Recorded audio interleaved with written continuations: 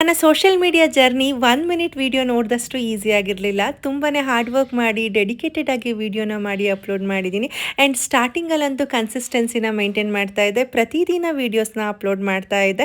And ಇವಾಗ ಸ್ವಲ್ಪ busy ಆಗಿರೋದ್ರಿಂದ ವೀಡಿಯೋಸ್ನ ಮಿಸ್ ಮಾಡ್ತಾ ಇರ್ತೀನಿ ಅಷ್ಟೇ. ಆ್ಯಂಡ್ ಈ ಒಂದು ಪುಟ್ಟ ಮೈಲ್‌ಸ್ಟೋನ್ನ ರೀಚ್ ಆಗಲಿಕ್ಕೆ ನಿಮ್ಮ ಎಲ್ಲರ ಸಹಕಾರನೂ ತುಂಬ ಇಂಪಾರ್ಟೆಂಟು. ಆ್ಯಂಡ್ ಇನ್‌ಸ್ಟಾಗ್ರಾಮಲ್ಲಿ 200K ಆ್ಯಂಡ್ ಯೂಟ್ಯೂಬಲ್ಲಿ 300K ಫ್ಯಾಮಿಲಿ ಇರೋದು ಅಂತ ಹೇಳ್ಕೊಳ್ಳೋಕ್ಕೆ ತುಂಬಾ ಹೆಮ್ಮೆ ಆಗುತ್ತೆ. ಆ್ಯಂಡ್ ನಿಮ್ಗೆ ಎಲ್ರಿಗೂ ಕೂಡ ಗ್ರೇಟ್ಫುಲ್ ಆಗಿರ್ತೀನಿ, ಥ್ಯಾಂಕ್ಫುಲ್ ಆಗಿರ್ತೀನಿ.